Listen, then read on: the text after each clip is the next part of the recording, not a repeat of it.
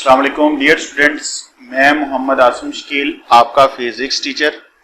Dear students, last lecture के अंदर हमने फिज़िक्स क्लास 10th के चैप्टर नंबर 1 के कुछ न्यूमेरिकल डिस्कस किए थे, जिसमें हमने चैप्टर नंबर 10 के फर्स्ट 5 जो न्यूमेरिकल हैं वो डिस्कस कर चुके हैं।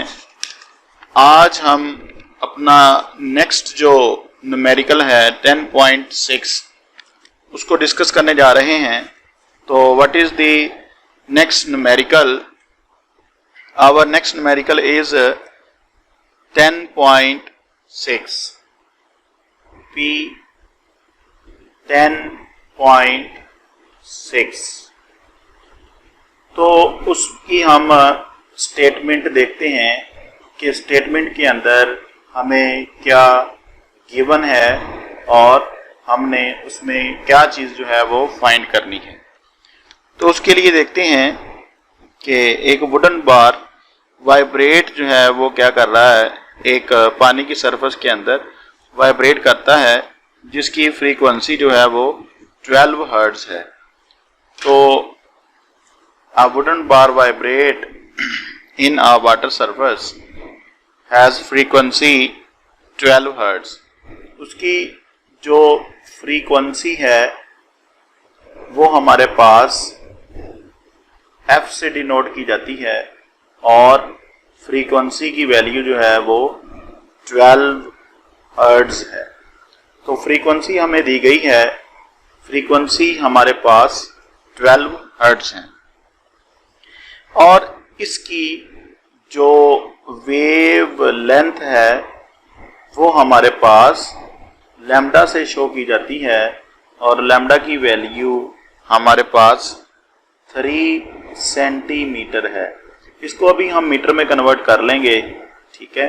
तो मीटर में कन्वर्ट करने के लिए 3 को हम क्या करते हैं 100 पे डिवाइड कर देंगे, तो हमारे पास लैम्डा जो है वो 0.03 मीटर कैलकुलेट हो जाता है। तो इस तरह हमारे पास जो वेवलेंथ है वो 0.03 मीटर जो है वो कैलकुलेट हो जाती है। और इसके साथ साथ हमारे पास हमने इसमें क्या करना है कि फाइंड क्या करना है जी, स्पीड ऑफ वेव जो है वो फाइंड करना है। तो उसके लिए हम यहाँ पर टू फाइंड लिखते हैं। तो टू फाइंड के में हम लिखेंगे कि हमने फाइंड क्या करना है। तो हमने इस वाटर वेव की जो स्पीड है वो फाइंड करनी है। तो स्पीड को किससे शो किया जाता है, v के साथ। तो इसके लिए हमने क्या करना होता है, फार्मूला की हेडिंग देनी है, ठीक है। तो what is the formula to find the speed of water wave? Clear. तो हमारे पास जो फार्मूला है वो हमारे पास है v equals to f lambda. तो this is the formula to calculate the speed of wave. By calculation we can get the value of the speed. तो कैलकुलेशन की हेडिंग देंगे यहाँ पर हम। तो कैलकुलेशन करने से हमारे पास इस वाटर वेव की जो है वो स्पीड आ जाएगी। अब यहाँ पे वैल्यू पुट करेंगे v इक्वल्स टू, अब फ्रीक्वेंसी हमारे पास कितनी है 12 है और वेवलेंथ हमारे पास जो है वो 0.03 मीटर है। इसको कैलकुलेट करने से हमारे पास जो आंसर है वो आएगा 0.36 मीटर पर सेकेंड। तो एट द एंड हम क्या लिखते हैं, रिजल्ट लिखते हैं। तो रिजल्ट हमारे पास इस वाटर वेव की स्पीड का जो आया है वो हम यहाँ पर लिखेंगे, which is equals to v equals to 0.36 metre per second.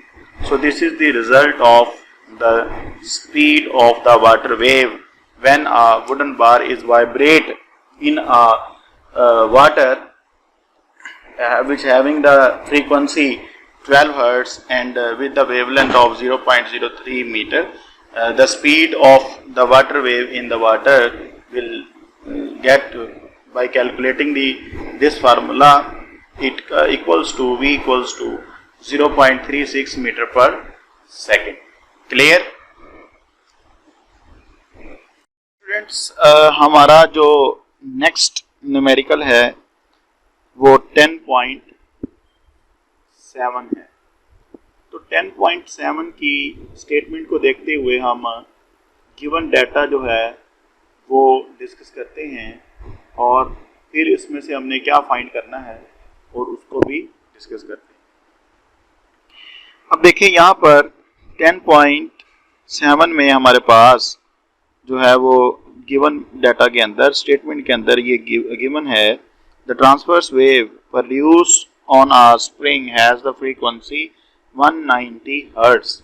इसमें एक ट्रांसवर्स वेव की जो है वो फ्रीक्वेंसी दी गई है जो कि एक स्प्रिंग के अंदर पैदा की गई है। उसकी जो फ्रीक्वेंसी है, फ्रीक्वेंसी हमारे पास जो है वो एफ से शो की जाती है और फ्रीक्वेंसी 190 हर्ट्ज है। सो this is the frequency of the transverse wave which produced by a spring which having the frequency 190 hertz and travel along a length of a spring। अब इस स्प्रिंग की जो लेंथ है वो हमारे पास 90 मीटर है। इसके साथ साथ हमें यहाँ पर लेंथ भी दी गई है स्प्रिंग की, वो हमारे पास जो है वो कुछ इस तरह हम लिखेंगे। हमारे पास जो लेंथ है उसको यहाँ पे हम L से शो कर लेते हैं और लेंथ हमारे पास जो है वो 90 मीटर है। This is the length of the spring. Clear? और ये कितने टाइम में जो है वो प्रोड्यूस हो रही है उसके लिए यहाँ पर हमारे पास टाइम भी गिवन है। तो टाइम जो है वो स्मॉल t से शो किया जाता है और टाइम हमारे पास जो है वो 0.5 सेकेंड है। Clear? So this is the time of the transverse wave which produce in a spring in 0.5 second. अब हमने यहाँ पर तीन चीज़ें जो हैं वो डिस्कस करनी हैं, तीन चीज़ें जो हैं वो हमने फाइंड करनी हैं। तो उसके लिए हम यहाँ पर हेडिंग देते हैं टू फाइंड। क्लियर? तो टू फाइंड के लिए हमने चीज़ों को वन बाय वन जो है वो डिस्कस करना है। तो स्टेप बाय स्टेप हम इसके ऊपर वर्क करते हैं और इसकी स्टेटमेंट को समझते हुए हम इसके ऊपर काम करेंगे। तो यहाँ पे हमारे पास नंबर ए जो है, ठीक है, वो है जी, what is the time period of the wave. Time period of wave. अब वेव के टाइम पीरियड को जारी बात है हम कैपिटल T से शो करते हैं और टाइम पीरियड को हम कैसे यहाँ पे कैलकुलेट करेंगे, हम यहाँ पर डायरेक्ट ही फार्मूला यूज़ कर लेते हैं और इधर ही इसको सोल्व कर लेंगे। तो फार्मूला जो है टाइम पीरियड का वो क्या होता है, वो रेसिप्रोकल ऑफ फ्रीक्वेंसी होता है। इसको यहाँ पर ही हम क्या करते हैं, कैलकुलेट कर लेते हैं। क्लियर? यहाँ पर ही हम इसको कैलकुलेट करते हैं।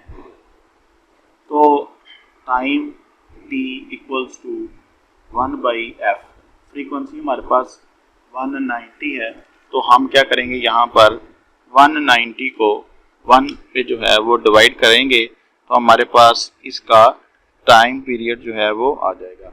तो 1 divided by 190 then it becomes, ये हमारे पास जो वैल्यू है वो कुछ इस तरह आएगी,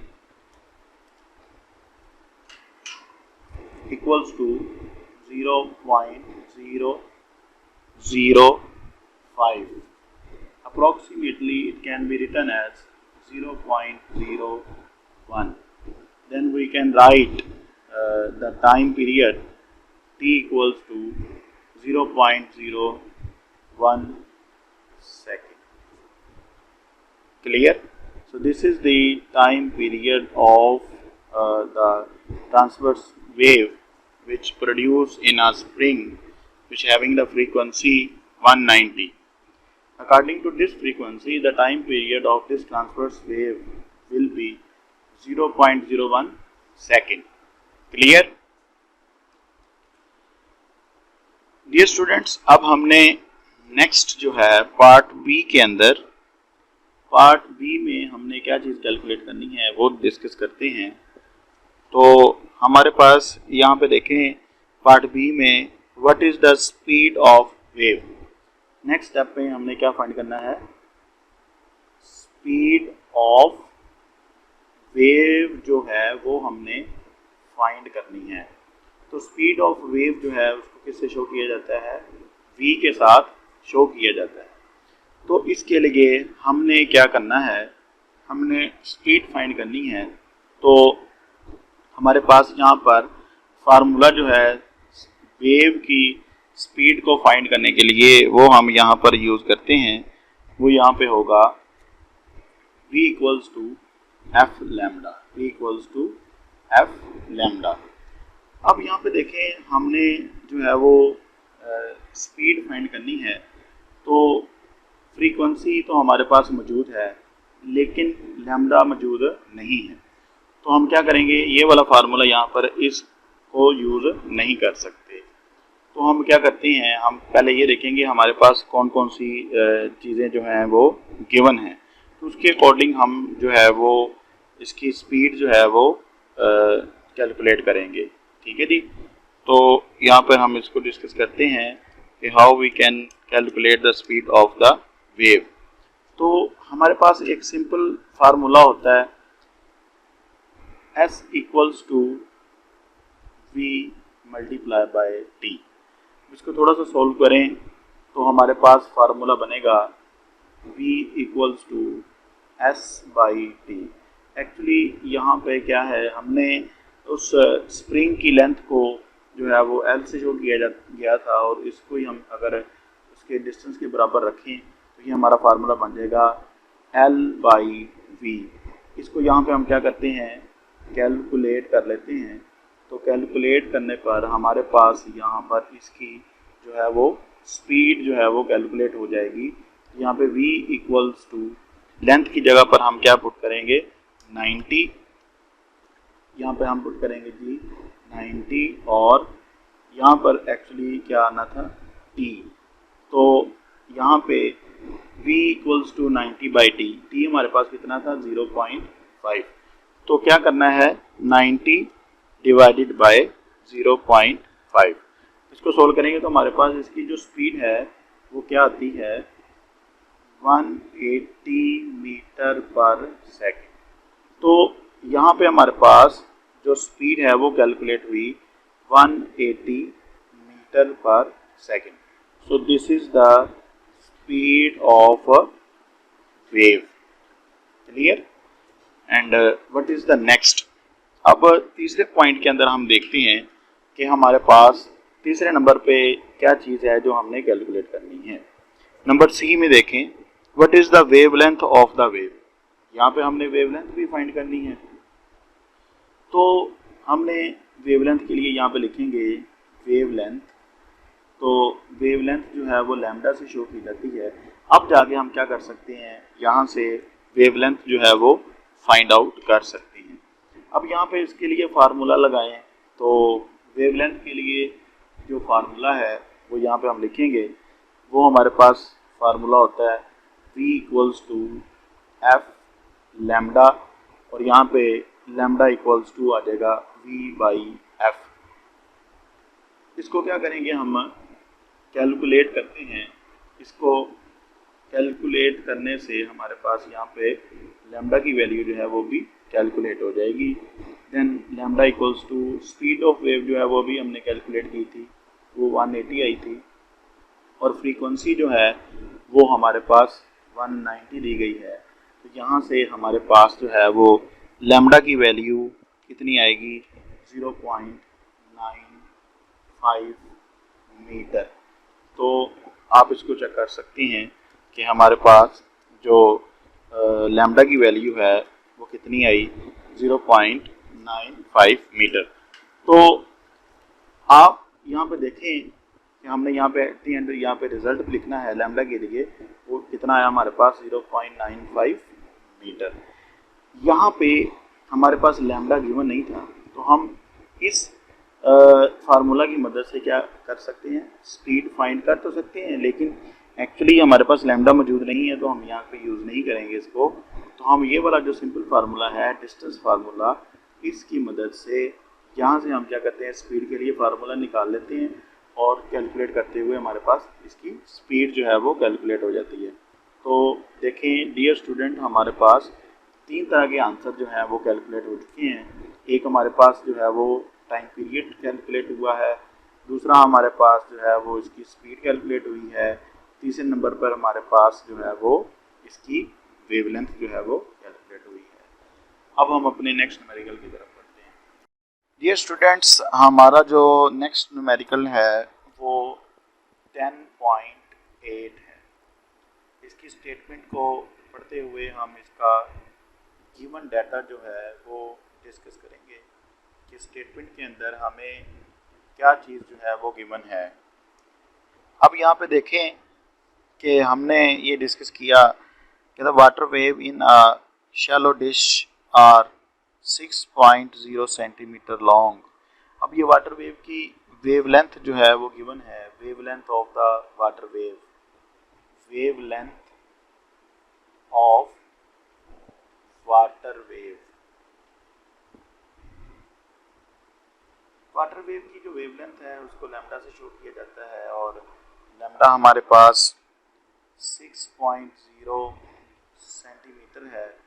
इसको हमने मीटर में कन्वर्ट कर लेना है, तो 6 को क्या किया जाएगा 100 पर डिवाइड किया जाएगा, तो हमारे पास लैम्डा जो है वो 0.06 जो है वो मीटर कैलकुलेट हो जाएगा। क्लियर?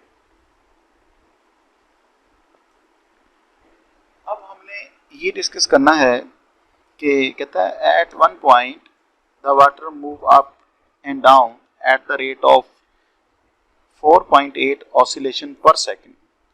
नंबर ऑफ ऑसिलेशन जो है वो आपको दी गई हैं, मतलब आपको फ्रीक्वेंसी जो है वो दी गई है। फ्रीक्वेंसी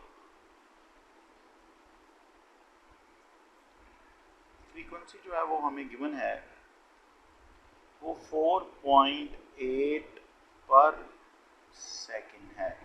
हम कह सकते हैं कि F इक्वल्स टू n/t। अगर हम इसको लिखें तो फ्रीक्वेंसी हमारे पास 4.8/1 बनती है, तो हम इसको लिख सकते हैं कि F इक्वल्स टू 4.8 हर्ट्ज।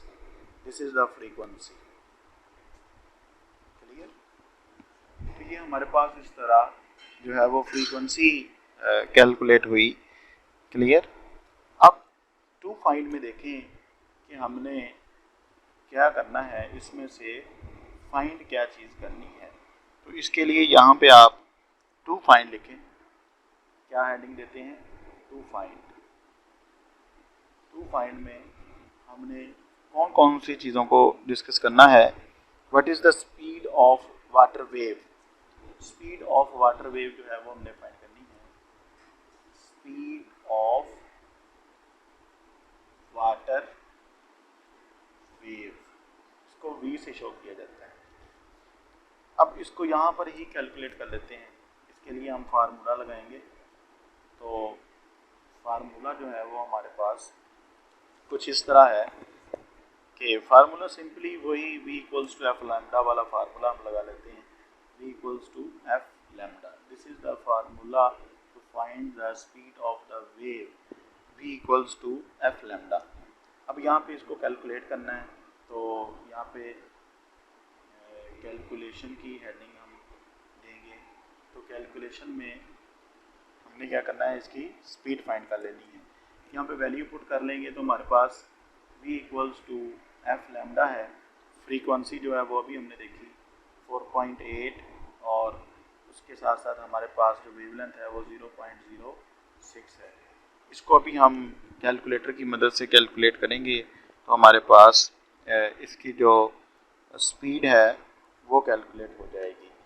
तो इसको देखते हैं 0.8 मल्टीप्लाई बाय 0.06 6, इसको मल्टीप्लाई करने पे हमारे पास 0.29 मीटर पर सेकंड जो है वो हमारे पास इसकी स्पीड आ जाती है, 0.29 मीटर पर सेकंड। तो हमने देखा कि हमारे पास जो स्पीड है वो 0.29 मीटर पर सेकंड जो है वो स्पीड आ जाती है। अब इसके साथ साथ नंबर 1 पे हमने जो है वो speed of water wave find करनी थी, वो कर ली। और नंबर 2 पे हमने इसके साथ एक और चीज़ जो है वो फाइंड करनी है, टाइम पीरियड। हमने इसका टाइम पीरियड जो है वो भी फाइंड करना है। तो टाइम पीरियड के लिए हम यहाँ पे लिखेंगे, टाइम पीरियड जो है वो कैपिटल T से शो किया जाता है। तो इसके लिए यहाँ पे हम फार्मूला जो है वो यूज़ करते हैं। तो फार्मूला जो है वो टाइम पीरियड के लिए हम यहाँ पे अगर लिखें तो T = 1/f करके लिखा जाएगा। और इसको हम यहाँ पे क्या करते हैं, कैलकुलेट करेंगे तो हमारे पास जो है वो टाइम पीरियड आ जाएगा। देन T = 1/f, f की जगह पर वही 4.8 लिखा जाएगा। तो हमारे पास 1 को 4.8 पे डिवाइड करने से हमारे पास इसका टाइम पीरियड आ जाएगा, 1 डिवाइडेड बाय 4.8। तो हमारे पास इसका जो टाइम पीरियड है वो 0.21 जो है वो कैलकुलेट हुआ, 0.21 सेकेंड टाइम पीरियड जो है वो कैलकुलेट हुआ है। तो dear students, at the end हमारे पास जो है वो रिज़ल्ट लिखना होते हैं। तो रिज़ल्ट में हमने 2 चीज़ें कैलकुलेट की हैं। तो रिज़ल्ट के अंदर हम एक तो स्पीड लिखेंगे, हमारे पास जो स्पीड है वो कैलकुलेट हुई 0.29 मीटर पर सेकंड। और इसके साथ साथ हमारे पास जो है वो टाइम पीरियड कैलकुलेट हुआ 0.21 सेकंड। क्लियर?